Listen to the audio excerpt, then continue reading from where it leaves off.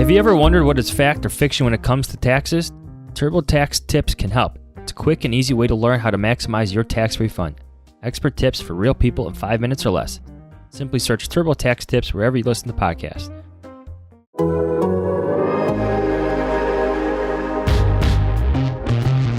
Get your popcorn ready. It's game time, baby. Ladies and gentlemen, please welcome a team that is known as Stoppers.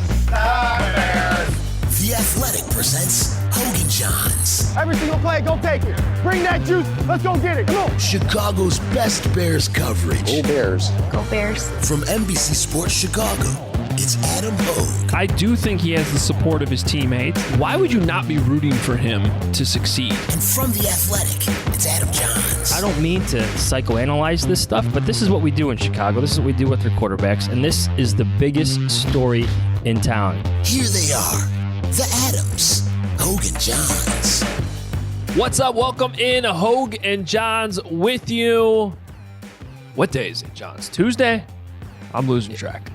The draft will do that. Yeah. I want to say covering Justin Fields might do that too. We got another Justin Fields podcast right here.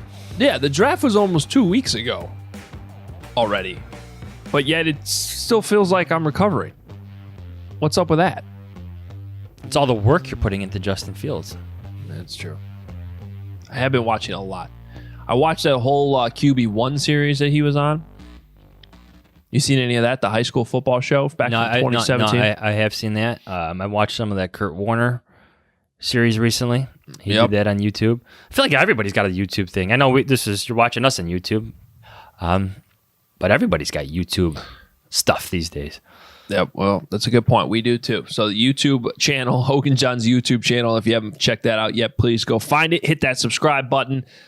Hit the notifications if you are watching right now. Those are right in front of you, so I appreciate that. And we got a lot of good stuff for you today as we continue this Justin Fields. Now, we will transition into some other topics. We got the schedule coming out this week, so we'll have a podcast for that. Rookie minicamp is this weekend at House Hall, so it'll be nice to be back out on the practice field. We'll actually get to see Justin Fields in person.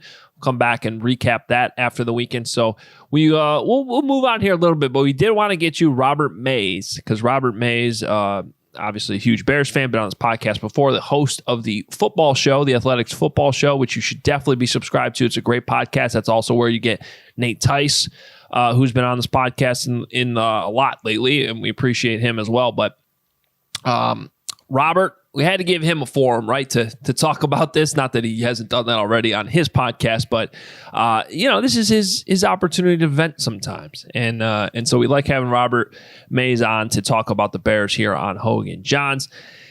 And should we jump right in? Let's do it. Might as well. Here he is, Robert Mays from the Athletics Football Show. Well, it's time to bring in, I guess I'd call him the giddy Robert Mays. I mean, we're used to giving you this outlet of what is usually your fears and anger towards the Chicago Bears. I thought we called it therapy. It is. It's Bears therapy. That's exactly what it is. It feels different this time, though. It does feel a little bit different. I've gone through a cycle of emotions just because when you have something like Justin Fields where it's so promising, my fatalistic mind automatically goes to, how is this going to get screwed up? And how can we just make sure that the franchise does everything it can to bolster his success? And then you start thinking about, well, is this franchise set up to do that? And then you have doubts about that. But after I've sorted through all of it, I wrote about it last week, and that was kind of, again, therapy as in the form of work. And after I got through that, I think the ultimate conclusion is that even if this doesn't go 100% right, even if there are bumps along the road, this version of the timeline is so much better. If you can have the quarterback and the rest of the kind of outside ancillary factors are what you start to worry about, man, is that a welcome change of pace? Because never in my life has the order of operations gone that direction. It's always been, all right, everything else is right. What are they going to do at quarterback? And if somehow that can flip, you see the impact of it. I mean, you see that imperfect rosters with great quarterbacks are still viable. I mean, think about what Deshaun Watson did with the 2019 Texans, a team that right now, a year and a half later, is in disarray. I mean, it's an unplayable NFL team, and they were in the playoffs a couple years ago because of how good he was. And Mahomes is, I don't want to say that Justin Fields is going to be Patrick Mahomes, but even looking at some of the moves the Chiefs have made, there are a lot of missteps in the last couple of years that they've made personnel-wise, and you just don't even notice them. Like, if their offensive line hadn't been completely decimated in the Super Bowl, they could have played in that game and maybe won that game. So the quarterback solves so many problems. And I think that is where I'm at right now, is if this is the right guy, you can figure everything else out later. The optimism, Adam. You feel the optimism here? Oh, yeah, we feel it. We've been feeling it here for a couple weeks now. So, Robert, let's start with this again. Here's Robert Mays from The Athletic. How many times have you watched your own reaction video? Like, have you watched so many times. Part of the reason I've watched it so many times is that it's been posted into my timeline again so many times. I mean, I think the night of, I probably didn't watch it the night of because it wasn't available. But then Ben Baldwin tweeted just the YouTube clip of it into my timeline, and then I retweeted that. And then Jerome Chang, who's now with us doing social stuff, he made just a clip of it that was hilarious because he zoomed in and put music to it and everything else. So I watched that a bunch of times. It's hard not to. I mean, that's a moment I'll never forget, no matter how this goes. And the Mitchell Trubisky thing, I wasn't live, but I remember my reaction to it. I was at the Ringer. They made me post a video. My cable wasn't working in my Chicago apartment, so I had to watch it in the community room on like the second floor. And the video I posted looked like a hostage video. Like, it was a proof of life situation. This was completely different with the tone of it. So yeah, I mean, it's hard not to get roped into watching it and to re-experiencing that, just because it was a singular moment. Like, it was maybe the defining moment, the craziest moment of the entire draft, and it happened to involve the team that I pay the most attention to and I'm emotionally invested in, making a potentially franchise-altering decision to go get a quarterback. So it was cool. I mean, I was very happy that we were live then and didn't wait till the 15th pick. I can tell you guys that right now. Yeah, and you're in Chicago. You got Nate Tice with you. It just seemed. Let's see if I have this queued up. I'm not sure if I have this set up right. This was from 2017. The Chicago Bears select Mitchell Trubisky. Oh, wow! That was live on WGN radio, and that was the shock of the moment then. And it was probably similar for you this time, but it was a little bit more. I think it was probably a little bit more obvious once the trade was made. Because I remember in 2017, the trade gets made and there's mostly confusion. Absolutely. It was like, why do they need to move up one spot? Whereas this time, as soon as we got to those Panthers-Broncos picks, right, at 8-9, you're starting to feel from the Bears' perspective, you're going, all right, this is making sense. If we see the Bears all of a sudden jump up here, this would make sense to jump up. And then once you see the trade, you're going, oh, it's definitely for a quarterback. And I guess the only question at all is this Justin Fields or Mac Jones? And I think we all pretty much assumed it was Justin Fields. That was my process as well. And even that week going into the draft, I remember I was on the radio, I want to say in Vegas, and there was a prop that they were talking about with Justin Fields over under or something that related to quarterbacks in that range. And I think I said verbatim, if we get past the Panthers-Broncos stretch and it's the 10th or 11th pick, they should trade a future first-round pick 100 out of 100 times to go get Justin Fields if he's there. I mean, that's how much I believed in him as a prospect and that outlet for this team. And I think that's one of the important things. Even if it wasn't the Bears, even if it was just Team X that needed a quarterback in that range. Let's say, for example, Carson Wentz doesn't go to Indy. They're riding with some stopgap option right now, and they needed a long-term quarterback. I would have said the same thing about them, that you would move up those 10 spots to go get Justin Fields, and that would be sound process. But the fact that it was the Bears, and they had no way out of this. I mean, that was really my frustration with all of this a couple years ago, is that it seemed like there was no exit strategy from this middle ground and this treadmill that they found themselves in. And this was an exit strategy. You would pay that extra first-round pick every single time to find that off-ramp. And that seems to be exactly what they did. So let me ask you this, Robert, because, and we talked about this a little bit last week, what you're talking about is 100% correct, and yet it still sort of feels like a ton of luck was involved. Oh, absolutely. and not just on draft night. Like, we're talking about this entire offseason. The Bears exhausted themselves looking at every option. I mean, they looked at Matthew Stafford and realized they really couldn't compete in that trade market. They did their homework on Carson Wentz, decided that ultimately there were too many red flags to make an offer. They looked at Derek Carr, which was the one. Obviously, Russell Wilson was the big one where they were really like, we're all in. If you guys make the deal, we're going to do it. They decide not to. Then you have all the things that go on draft night where the board just falls their way. So is this all too good to be true? Because it seems like if any of those things go a different direction, the Bears don't have Justin Fields. And yet, in hindsight, as you look back on it now, if you could have gone back to like the end of the season, is this the best case scenario? Yes.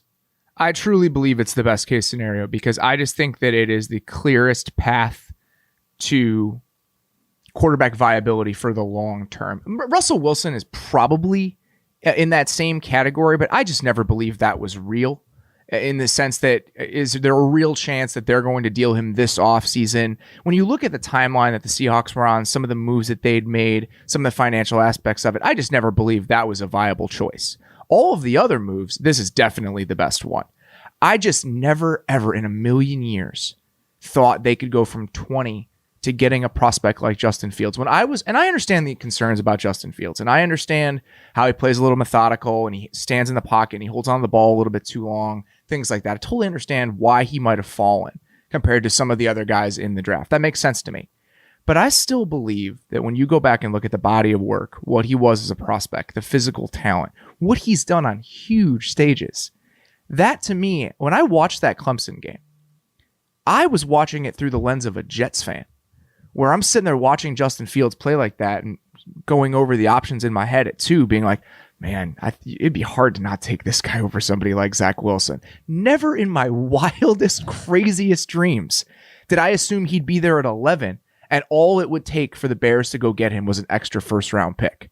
So, yeah, this is absolutely the best case scenario because it's a scenario I just never could have envisioned even being in the realm of possibility a couple months ago. You see, Adam and Robert, I would almost argue that they were due for some luck, right? Probably. Like the football gods just had to eventually show pity with all the swings that this franchise has taken, going back to Rick Meyer, Cade McNown. They've tried and tried again at getting this quarterback position right. And who knows how Justin Fields is going to play out, but the football gods, and this may sound poetic or whatever, but they had to give the Bears a break here eventually, one would imagine, they're just due. With Fields, Robert, everything you just said, there's less projection. I keep trying to compare it to the Trubisky situation. There was just so much projection about what he could be at the NFL level. You watch Justin Fields light up Clemson for 6 touchdowns, take a jarring hit over the middle like that and come back and lead his team. There's less projection. You've seen him in big games. You've seen him complete big, long touchdown passes in key moments against great competition. There's less projection. I don't know how you feel about it. That's how I feel differently. That's why I feel differently as opposed to the Trubisky experience with Justin Fields. I totally agree. And I think that the Lamar Jackson, Deshaun Watson kind of stretch of things really made me sit back and say, if guys are just good in college, if they've always been the best player, shouldn't we believe in that? Shouldn't that have some impact on the way that we look at these players? If you have a coaching staff, and that's a whole other question that we can get into, but if you have a coaching staff that's even almost on a level where they can put those guys in positions to succeed and filter in some of their college concepts and make them comfortable, shouldn't we be able to see something similar to the guy that we saw in college? And obviously there are gaps. Obviously there are going to be chasms between college production and NFL production. Tim Tebow wasn't a good NFL quarterback, even though he was very good in college for a long time. But I still think that with a guy like Fields, when you've seen him do it over 20-something games on the biggest stage possible, I'm just going to bet on that. I'm going to bet on the guy who's always been the best player. Even somebody like Zach Wilson, who in 1 year took that big leap against kind of questionable competition. I would just rather have Justin Fields. And I said that before the draft. This isn't Bears tinted hindsight. I always thought Justin Fields, to me, was the second most appealing quarterback prospect of all of these guys. And again, that's why the Bears somehow landing him is just still a little bit surreal to me. Robert hosts the Athletic Football Show, which you should be listening to get more of the full league perspective. And of course, Nate Tice does some of those podcasts with you. Nate kind of opened up my eyes a little bit. Despite I keep looking back on it because, like, obviously we all saw Justin Fields play so many times being at Ohio State, but it was still interesting a couple weeks before the draft hearing him so adamantly talk about like this idea that he can't process is just wrong. Like, are there times where he's a little bit slow? Sure. But like, he does go 1, 2, 3. He can read a full field. And yet that's kind of like the biggest knock on him. I was watching, Kurt Warner did a 2-part breakdown on Justin Fields. I was watching on YouTube yesterday. And like, one of the things that really stood out to me watching this, so he does like one video, which is a lot of the good things. And then he follows up with a second video, which is some of the bad things. But the thing about the bad things, like the entire reel of bad things, some of them ended up being incomplete passes, but like a lot of times it was like, oh, he missed this shot downfield. He missed this read, but he still got to his check down. Like, here's a check down for 24 yards. Like, that's on the bad reel. Here's a check down for 24 yards. Or you might remember in the Clemson game, he could have had even another touchdown. He missed that deep shot down the far sideline, but that was also on the bad reel because he, obviously airmailed the throw, but he still went 1, 2, 3 on that throw. Like, the process was still right. He just missed the throw. And so I was going through this bad tape, and it was like, wow, this is actually still pretty encouraging for how it'll translate to the NFL. To me, it's some of the sack stuff and him holding onto the ball in the pocket. He took some decently bad sacks. There were some plays where he wasn't recognizing blitzes, things like that. But his ability to sidestep guys in the pocket, even if you're going to be, I don't know. Processing is such a strange word when it comes to quarterbacks. And I think going from read to read and going through your progressions is one aspect of it. But processing what's happening in front of you quickly, I think, is another thing.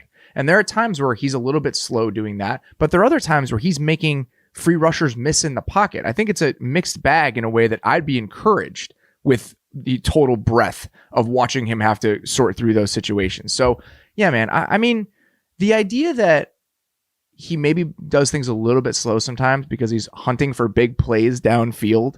And the idea that that's his issue is that he's sometimes too aggressive and trying to push the ball a little bit too much and really trying to make as many big plays as possible whenever they're on the table. That's okay with me.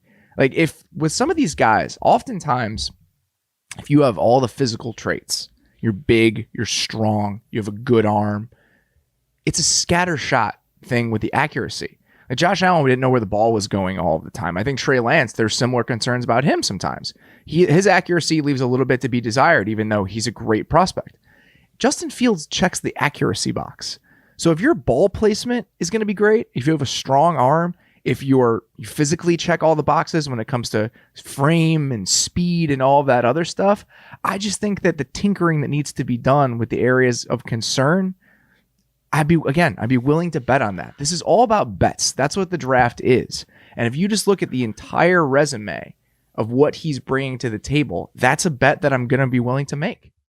That aggressiveness 100% appealed to Matt Nagy. So if you want to go to the coaching staff conversation, we could do that right now. And I went back to like the 2019 Bears, right? Where they're feeling good about 2018. Nagy's feeling good about his play calls, all that. Before Bill Lazor comes, before all the changes happen. And all the deep shots, all the play calls that went right for Matt Nagy, but the throw, where everything is working well, where Taylor Gabriel is 5 steps behind the guy, but the throw is missed. There's multiple examples in the 2019 season of that. So enter Fields, and it's almost like you're going back to those plays because that's the expectation now for Fields. Is maybe Matt Nagy, like, I don't know where you are in this debate because I think it varies game by game, like the Trubisky Nagy debate. Is he a bad play caller, or is it just a bad quarterback who can't hit those deeper shots? But with Fields, we know he can hit those. We know he has the accuracy down the field. So his connection with Nagy, I'm interested to see where this goes because you look at 2019, you see those play calls go well, except for the throw. You almost wonder if that's what Nagy envisioned as he's selecting Justin Fields. I think that's a really good point. I mean, there's so many just deep over routes to Taylor Gabriel that I have in my mind that were just overthrows. And I think it's really tough to separate play caller from quarterback just completely. And I used to be of the opinion after the 2019 season, I think even, that Mitchell Trubisky just short-circuited Matt Nagy's brain, and that it was really hard to call a cohesive offense and have a cohesive offense when you don't trust your quarterback. But then the offense was worse with Nick Foles last year.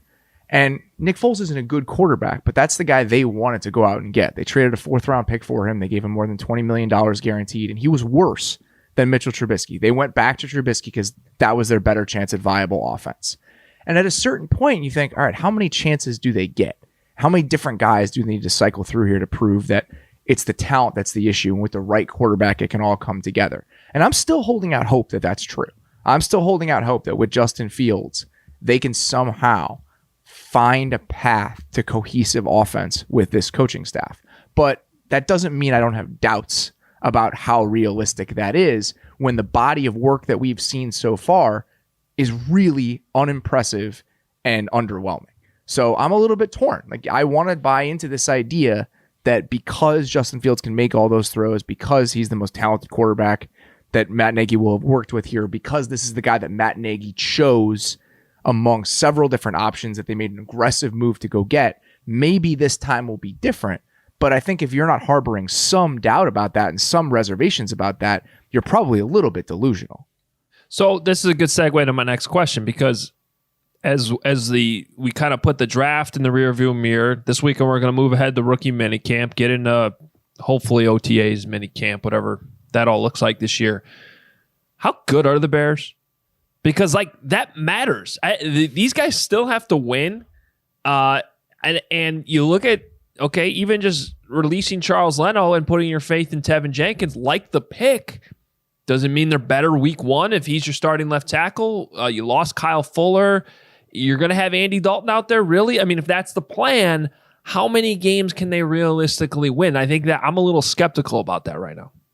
I think it's a totally fair point. And the Leno thing is frustrating to me, just because I know Charles Leno isn't the best left tackle in the league. I know that there are significant questions about him, but having 5 functional starters along the offensive line is so important. All you need to do is just have 5 workable pieces, and you can get to acceptable offensive line play. And now removing Leno from that equation, even if he is dead average, paying $11 million to a dead average left tackle is okay if it's a part of a larger puzzle. And now, if you move Jenkins to left tackle, and what's the idea of who's going to play right tackle? Is it Borum? Is it Ifedi? Do we have any sort of clarity on that at this point? I think it's going to be a competition between those two. Okay, so that there again, no clarity there. There's just so many questions now about how the other 5 pieces shake out. Even if whatever your criticisms of Charles Leno, if left to right, it was some combination of Leno, Whitehair, Daniels, Bars, and then Jenkins, or you put a Fetty at guard, and you figure out the 3 interior spots, you can get to a solid, reliable offensive line there. Now, removing Leno from that equation, it has a cascading effect on the other spots. And that's why I'm just a little bit concerned, because if I were thinking about where I was going to save money right now, if I were the Bears, the offensive line in front of my aggressive, holds onto the ball a little bit, rookie quarterback that is now the future of my franchise, that is not the first place I would have looked to cut costs. I would have done the exact opposite and done everything I could to set up a wall in front of that guy and give him every chance to succeed as a rookie. So I have questions about the offensive personnel, and that extends to the receiving corps too. This is not a good or deep group. Darnell Mooney is really exciting, and I'm looking forward to what he can do in year 2. But outside of Darnell Mooney and Allen Robinson, we got dice rolls here. Marquise Goodwin, Damiere Byrd, dice rolls that are worth it. And when you're a team that's strapped for cash, I think the types of players I would bet on, explosion, a little bit down, you have a down the field presence, all of that kind of stuff, but there are still significant questions there. My hope is that the defense can be really good. And obviously last year, they were heading in the wrong direction. If you look at some of the second half numbers, and I want to say weighted DVOA, they were in the back half of the league. It was going the wrong way. My hope is that switching out Chuck Pagano for Sean Desai and allowing him to possibly employ and deploy that defensive personnel in smarter, more advanced ways that really put those guys in positions to succeed, we can see a lot from them. I'm not saying he's Brandon Staley, but if you look at the personnel the Bears have on defense, it's better than what the Rams had last year. Even with Jalen Ramsey and Aaron Donald, you have fewer holes. I think if they can point some of those stars they have defensively in the right direction, if Eddie Jackson can look more like the player he was in 2018 than the guy he's looked like the last couple of years, things like that, this could be a top 7 defense. And if it is, then if you get to average on offense, if you get to 18th in DVOA with some exciting moments, that's progress to me. That's a step in the right direction. And that's kind of what I'm hoping for if you look at all the ingredients and how they might shake out. I think what you have with the Bears is multiple plans afoot here, if that makes sense to you guys. You have what you want to do with Fields, but here you have this Andy Dalton plan where you're just trying to tread water for almost a year, right? Like there's almost that plan for 2022 where you have your 2 rookie tackles getting some action this year, kind of a trial by fire experience for Borum and Tevin Jenkins on the left and right side. We'll see where they fit best, but you're almost preparing yourself for 2022 where you have more cap room too, in addition to that. Like you're almost trying to, I don't want to say survive, because I do think the Bears, they're a middle-of-the-pack team. I think they showed that last year. With awful quarterback play, they still managed to be a middle-of-the-pack 8-8 team that snuck into the playoffs. That's where they are. So I think the where their biggest conflict is, Robert, is how they handle the plan for this year, like that survival plan this year, like being a competitive team this year, while also keeping their future in mind. The 22 plan, where you got now 2 rookie offensive linemen with experience. You have Fields coming along. You have a lot of salary cap room where you can make significant changes. You could get rid of Robert Quinn, maybe add a different guy to your pass rush. Those plans, how all these different plans conflict. That's what I'm watching this year, because we know, that's the bigger picture. This focus on 2021, that's one thing, but the bigger picture of what Fields is able to become maybe in a second season, I think that holds more to the Bears. I think that makes total sense. And that's I wrote that a little bit on Friday, in that now if you get to 2022 and you get more salary cap space and you can move on from some of these guys, you can reshape your team. And not only does this kind of press the reset button for Ryan Pace and Matt Nagy potentially with their leeway with the franchise, it also presses the reset button in a financial way. I mean, Justin Fields is going to make what next year? $5 million, something like that. Right now, this season, the Bears are allocating $11 million to Andy Dalton and Nick Foles. The idea that they're not going to have to pay that middle ground veteran quarterback money anymore is nice. I mean, that gives them a lot of wiggle room in a year where the cap is going to bounce back. And I think that will allow them to potentially remake the offensive line, all of that stuff. I just would have done everything I could to make sure Justin Fields survives this season without any scar tissue from the process, without having to worry about his protection. That's what I would want. Can he escape this unscathed? And it's potentially, even if it's Jenkins and Borum or Jenkins and Ifedi and whoever are the tackles, maybe he still does. I think the best possible outcome here is something like what we saw with Justin Herbert last year, where he had one of the worst offensive lines in the NFL, but they were still functional enough and he still managed to get by unscathed. And now they had an offseason. They rebuilt the offensive line. They knew they had their guy, and let's get going. I don't think the Bears are a Super Bowl contender now.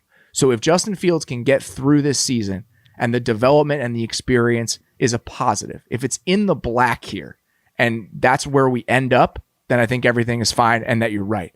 I just worry that by shifting some of the pieces along the offensive line, the first part of that equation and him getting through this in a positive way and taking a step forward rather than starting to see ghosts and taking a lot of hits and all of that stuff, that's my only real concern. So you think they're gonna like? Sorry, Adam. Like, you think they're gonna play him right away? I think they're going Andy Dalton for an undetermined amount of time. Well, and I was gonna say they could at least test out this offensive line situation with Dalton, which is a little bit less risky. If Dalton goes down because it's shaky. That's the survival aspect to this season, especially in the early going. It's always a push and pull of what's the best solution and what's the best formula. Is the experience you're going to get worth it even if it's in imperfect conditions? Would you rather not throw him out there if the conditions are questionable? Things like that. I land typically on the experience thing. I still think it's worth getting the reps and seeing what you have in the guy and getting that ball rolling for the most part. I just think that the Mahomes situation is rare. And I think that the Bears are not in that situation. And when the Mahomes was in Kansas City his rookie year, in 2017, they finished 4th in offensive DVOA with Alex Smith. They were one of the best offenses in the NFL. And Andy Reid wasn't on borrowed time there. This is a situation where if the Bears are a below average offense and they're 1-3, you think Matt Nagy can just sit there and wait for Andy Dalton to get through this? I don't think that is the case. I just feel like there's going to be a lot more urgency for a guy like Justin Fields to give that offense a shot in the arm than there was in a place like Kansas City. I mean, when's the last time we saw a quarterback outside of Patrick Mahomes sit his rookie year if a guy like Aaron Rodgers wasn't in front of him? It just doesn't happen anymore, especially for a coaching staff and a front office that isn't exactly in the safest of places right now. See, I would actually say this has given them more time. I think That's they're probably true. I think they're probably safer than a lot of people believe. I think this has already given them that, I don't know, extra 2 years potentially with Justin Fields, knowing that the continuity provided a young quarterback is extremely valuable. Here's one also. Here's the thing, and I don't know this to be the case, but I wonder if it's in Nagy's head. You think Nagy ever wonders if that 2017 playoff game would have gone differently if they had put Mahomes in earlier? Granted, they couldn't because Alex Smith was the best deep ball passer, tied with Drew Brees and Russell Wilson that year. But it's a great point you brought up, Robert, because there are differences. The blueprint's great. 2017, great blueprint in Kansas City.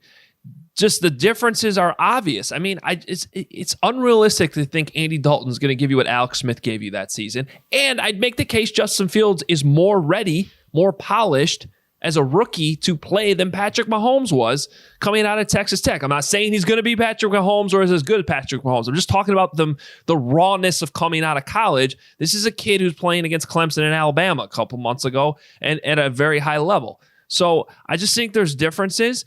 And I also wonder, I don't know, had they thrown Mahomes out there in the middle of the year, he's so great, would they have actually gone farther in the playoffs that year? I think it's a reasonable question. I also think, Adam, you mentioned the free agent class next year and the money and everything else. Don't you think the guys might be more inclined to come play in Chicago if they saw Justin Fields play really well last year and there's a tinge of excitement about what this team looks like? And even a guy like Allen Robinson.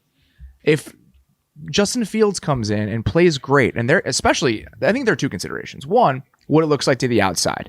I think the Chargers' success in free agency was at least partially driven by what Justin Herbert looked like last year. If you talk to guys that hit the market, the number one factor is money pretty much every single time on a second contract. But after that, quarterback play and quarterback stability is a big part of it. If Justin Fields can show flashes and make this an attractive place to be for pass catchers, for offensive linemen, whatever, I think that's worth it. I also think there's a locker room to worry about. This is an aging roster. These guys are on the back end, most of them, the most important players on this team for the most part. You think they're going to like sitting there watching Andy Dalton struggle or Andy Dalton just be average if every single day in practice Justin Fields looks better than Andy Dalton and is clearly more talented? I think there are just so many different things to consider here. And when you bring all of those considerations together, I think it's going to take a lot of fortitude for Matt Nagy to sit there and trot Andy Dalton out there every single week. I agree. Well, he's not afraid to do, crazy things if we know Matt Nagy a little bit. Well, look, if that's their plan, respect. I appreciate that. I do want to be clear. Yes, I do think Justin Fields is going to play this year. I don't think he's going to be out there week 1. Maybe week 5. Speaking of the schedule that comes out on Wednesday, we got to find that bye week, guys. We know how teams like that. I think the Herbert situation is a bit unique because they tried to sit him behind Tyrod Taylor. Then you had that freak. What was it? Punctured lung or something like that? But one half of Tyrod Taylor out there would have changed it. Yeah, anyway. I know. I don't that buy was that. their plan. That was their plan. And I do think, most teams do say that. We want to sit the quarterback, but then they change their mind once the season starts, and that's probably what's going to happen. I think that it sounds great until you start watching it. And it sounds great until you start watching Justin Fields drop 60-yard dimes in practice every single day. In theory, I totally understand why you'd want to do it this way, but it's really, really hard to stick by it. There is a reason outside of top 5 offenses with the Packers and the Chiefs recently, that we do not see rookie quarterbacks drafted in the first round sit for very long. And maybe the 49ers are a different example this year if they keep Garoppolo, because we've seen them be really good as currently constructed with Kyle Shanahan. We have not seen the Bears be very good offensively with this coaching staff and this personnel when they've cycled through the quarterbacks that they've cycled through. I just think it's going to be really, really difficult to kind of hold the line here for Matt Nagy and the coaching staff. Yeah, I charted recently all the the starting points for these quarterbacks, at least the ones in the first round, the ones that have been taken in the first round over the past 5 years. And to me, it was unique to see like which quarterbacks they eventually replace. Some of it was in game, your Tom Savages of the world, your Case Keenums, one half. Tyrod. Yeah. The Tyrod Taylors. And I don't think the Chargers intentionally punctured his lung with a needle here, but eventually these guys just weren't good enough. Ryan Fitzpatrick and Tua, although that's a unique case because I think Fitzpatrick later said that he thought that the Dolphins always wanted to get him in or Tua in after the bye week. Well, Fitzpatrick was better. That's the funniest part about that. Yeah, that's what one. I mean. Yeah. So there's just what I'm hitting on here is there's so many things involved in this. It's the benching of Eli Manning. It's the benching of Joe Flacco. Eventually, what time is right for these guys to come in? If I had to put a projection on it, especially with the extra game this year, 17 games, I would say week 6. Sitting here on May 11th at 9:10 a.m. here in Chicago before rookie camp, mini camp even begins. I would say week 6 or week 7 is when you see Justin Fields. You still have 10 games left in the year. I do think he's going to play this year, but the patience will be tested, like you said, because Andy Dalton has his limits. I think he's better than some of these guys that have started before, guys who have started in place of these rookies or guys who wanted to be or placeholders. There's your dog, Robert. These placeholders. He's probably a better placeholder than some of these other teams have, but eventually that patience is going to wear off and Justin Fields is going to take the field. I agree. And I think that the most important thing here, the one thing they can't lose sight of, is how do we get Justin Fields to be the best quarterback possible? Yeah. Who cares about 2021? Who cares if you go 6-10 in 2021, as long as you serve his future and I guess the future of the franchise too. I think that going 6-10 and having him start 8 games and having him look really good during those 8 games, that is a set of circumstances that I'm totally fine with. The record and how it ends up doesn't really matter to me. I just want him to get some experience, him to look good, and him to set up the franchise well for the future, both in terms of his development and the types of players they can attract. If that, outside of that, the record just doesn't matter to me this year. It is kind of sad how excited I am to actually go to Hallis Hall Friday and watch Justin Fields throw a football to basically nobody in 7-on-7s because there's not even going to be a full team out there. But hey, it's there's some optimism here, and it helps everybody involved because it was pretty dark there for most of this offseason before this one move flipped it around. Robert, any final thoughts here on the Bears or how you think this will all play out? We appreciate your time today. I think that you're right on it. I mean, it's just a different environment. It's just a different climate. The mood is different. It's just so different than anything that they've done. I mean, even if Justin Fields doesn't work out, even if Justin Fields, the processing issues or whatever you want to call them, or his methodical play and him holding onto the ball and everything else ends up becoming a fatal flaw, I'm not going to say a word about it. I'm not going to be like, oh, the Bears screwed this up again and da-da-da-da-da.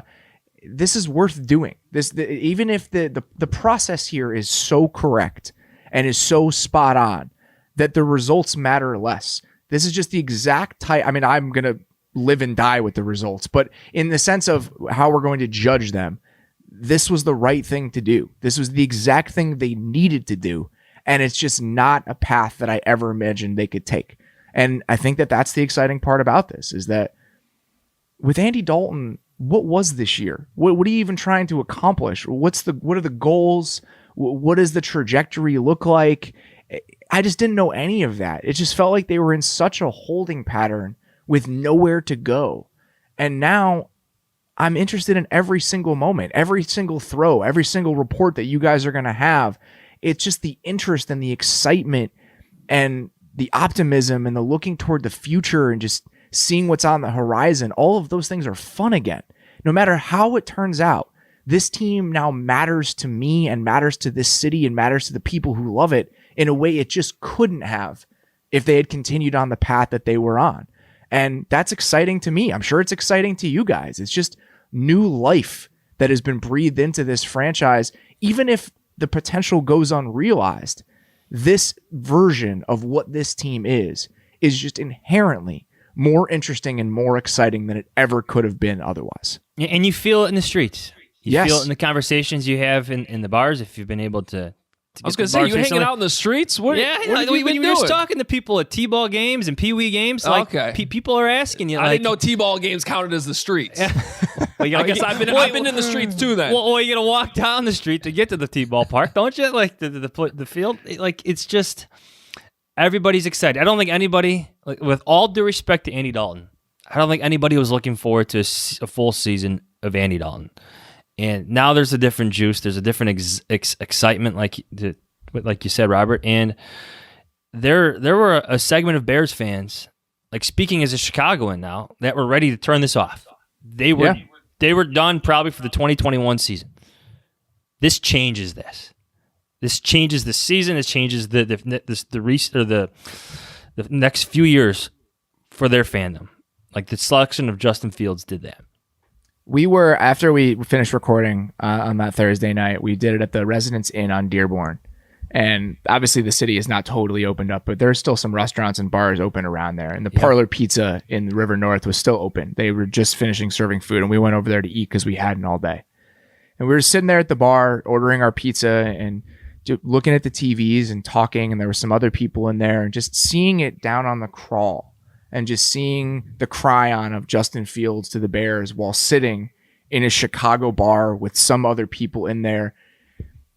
It's just a feeling that I wasn't expecting. I wasn't expecting it that night. I wasn't expecting to feel it in 2021. It's just this idea that maybe there's something better around the corner. It's been a decently long while since I've felt that way at the quarterback position in Chicago. It was always, well, maybe if he gets a little bit better, the defense will still be great, and they can have some version of this team that is title worthy, that is a championship caliber team. But even that window is small.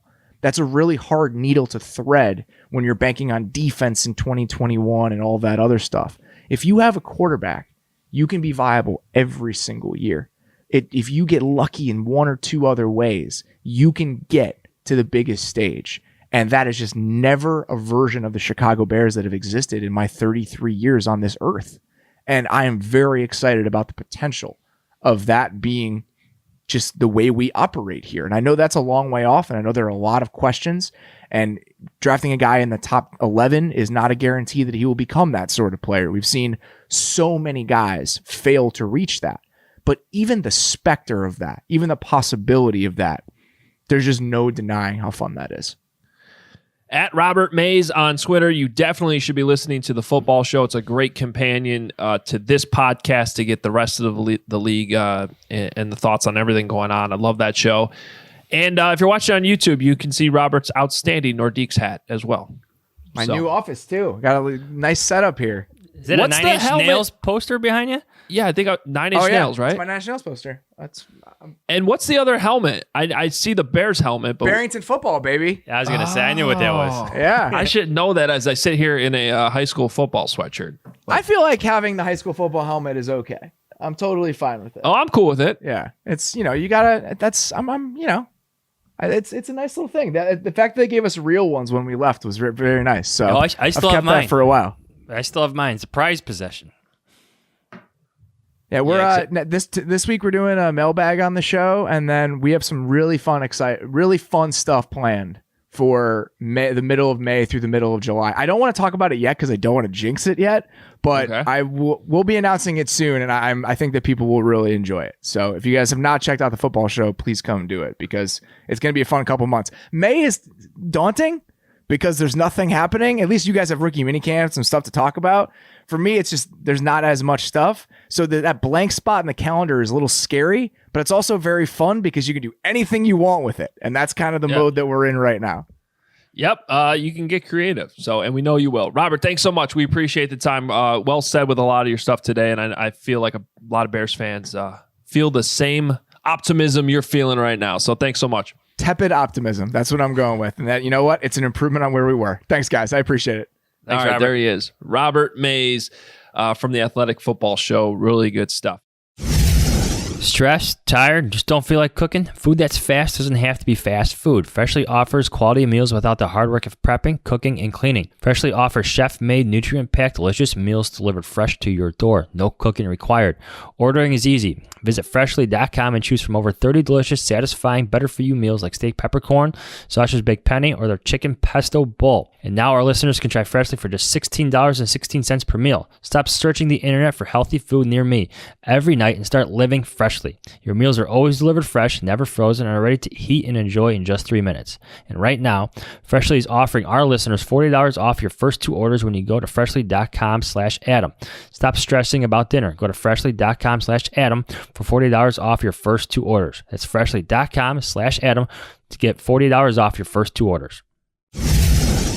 Breaking news. This important PSA is brought to you by Manscaped.com. This is your public service announcement and the news that you've been waiting for. The Manscaped engineering team has confirmed that they have successfully created the Lawnmower 4.0 trimmer, which is now available for purchase in the USA and Canada. This new trimmer was just released only moments ago, and we are one of the first to get our hands on it and share the news. Join over 2 million men worldwide who trust Manscaped with this exclusive offer for you. 20% off and free worldwide shipping with the code ADAM21 at manscaped.com. What makes this trimmer different than all the other trimmers? A new multi-function on-off switch can engage a travel lock created for people who like to travel. The Lawnmower 4.0 gives you the ability to turn the 4000K LED spotlight on and off when needed for a more precise shave. The new trimmer even allows you to customize your trim all over through additional guard lengths with sizes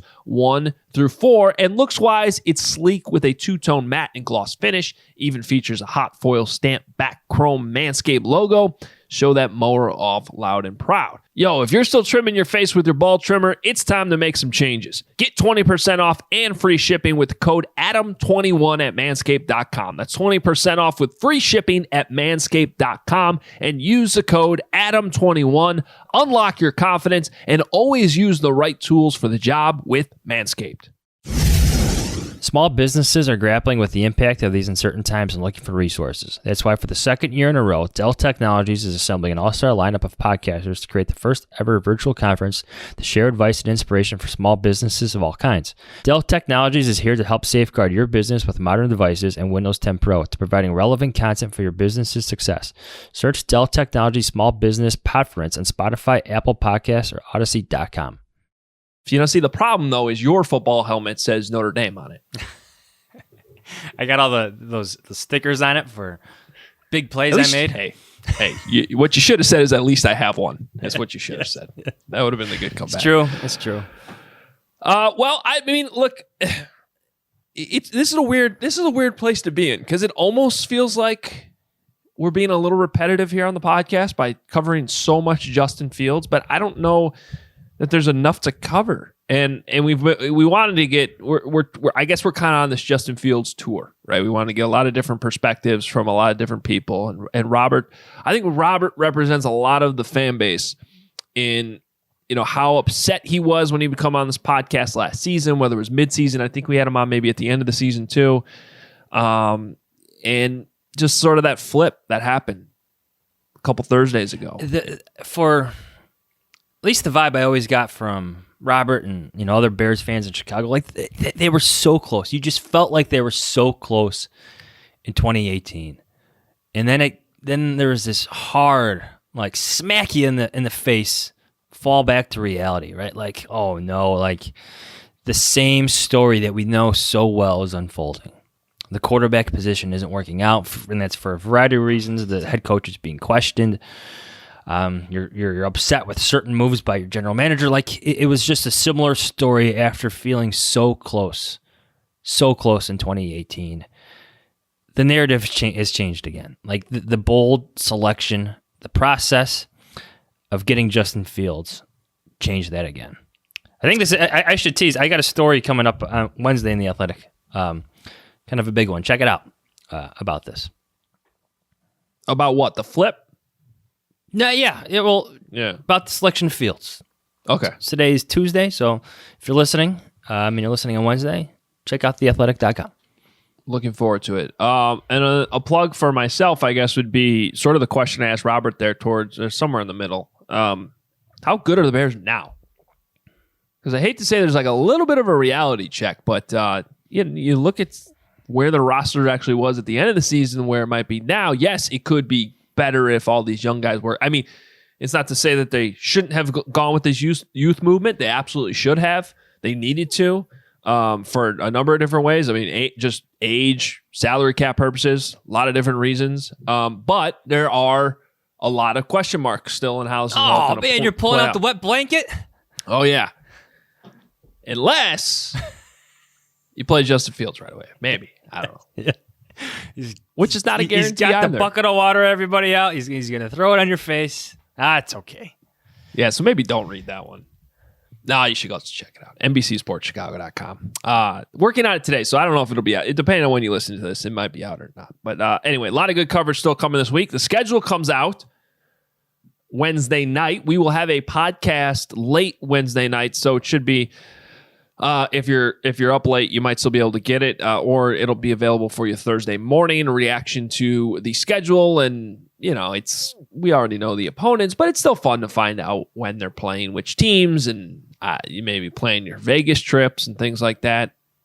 Oh no, for me, Adam, this is when everybody stops texting me. Yeah. Like the text message I get in the week or two leading up to the schedule release is intense. Do you know when they're playing the Packers? Do you know when the Vegas trip is? Are you going to Vegas? Is your wife going to Vegas? Look, Bears fans always travel, but people are going to be vaccinated. Hopefully, the cities are going to be open back up. This year could be crazy in terms of the amount of Bears fans we see at road games. If that Vegas game happens to be later in the year, or it's cold in Chicago, and Justin Fields is on the field, that's going to be a Bears home game. Not even close. Like I would put my prediction for attendance would be 75% Bears fans in that stadium. Wow. Like that's how excited they are to go to Vegas. I mean, look, I think it's going to be high even early in the season because it's just a fun trip. I mean, I've been to 2 Wisconsin Badger games out there. I mean, that's the trip. I mean, and those games were in September. It was 98 degrees at kickoff. At least this place has a roof. Because playing over at Sam Boyd Stadium, that's hot. That's hot. You can't play day games there. So, so you throw in the nice new stadium, perhaps Justin Fields playing. Yeah, you're right. 75%. Is that the most anticipated game this year in terms of travel? They do play in LA again, right? Am I making that up? No. Yeah. The Bears traveled well there. LA, Seattle. No, it's not even close. It's Las Vegas because it's Vegas, number one. It's a city that Bears fans have not gone to, and it's the possibility of escaping the winter, and it's the possibility of seeing Justin Fields. A lot. There's a lot there. Well, we will have it all covered for you Wednesday night with the schedule release podcast. I should also mention we have a show on NBC Sports Chicago, too, that'll air, I think, 10:30 after the White Sox game. Whenever that ends, we will have a schedule release show. Me, Olin Kreutz, Alex Brown, Dave Wanstead. How about that? Quadruple attack to break down the schedule for you. I'm interested to hear what Olin has to say about there being a 17th game. Oh, he doesn't like it. No, I'm sure he doesn't, but we'll see. I want to hear what he has to say about it. Which you need to poke the bear a bit there. Well, yeah. It's not hard to do. No, not with him. He's poking me all the time. Yeah. You got to be a little careful. Well, rightfully so. When you do it back.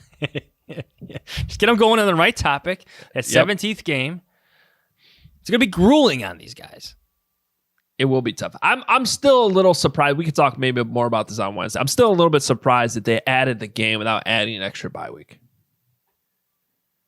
I thought that made a lot of sense, even from a financial standpoint. You added a whole extra week of game. I mean, you're already adding an extra week of games, but now you're adding 2 extra weeks of games. Extra week of Sunday Night Football, Monday Night Football, all that. More money, but get rid of the preseason, or at least 2 of the games, and go from there. Well, they are getting rid of 1. When are we going to get the preseason schedule? Are they going to announce that at the same time? You usually have that by now. Yeah, usually that comes out earlier. So, I don't know. All right, well, we'll have that all covered for you Wednesday. Appreciate Robert Mays jumping on the podcast. Follow us on Twitter at Adam Hoge, at Adam Jahns. Read me at NBCSportsChicago.com. Johnsy on theathletic.com/Hoge Jahns. Please go subscribe if you're not already. And our YouTube channel, check it out. A lot of good stuff. Appreciate everybody that's been on there, commenting. A lot of activity there in the last couple of weeks. And it's right there on YouTube. Go find the Hoge Jahns YouTube channel, and a lot of these things will pop up automatically for you. If you'd like to consume your podcast that way, it's there for you. ObviousShirts.com for your T-shirts. Got some new stuff coming out there, hopefully very soon, that I am very excited about. I think Johnsy is too, and we think you'll like that. So a lot of good stuff out there. We appreciate all the support, as always. Schedule comes out Wednesday. We'll talk to you then. See ya. Y'all stay corona-free, all right? And God bless.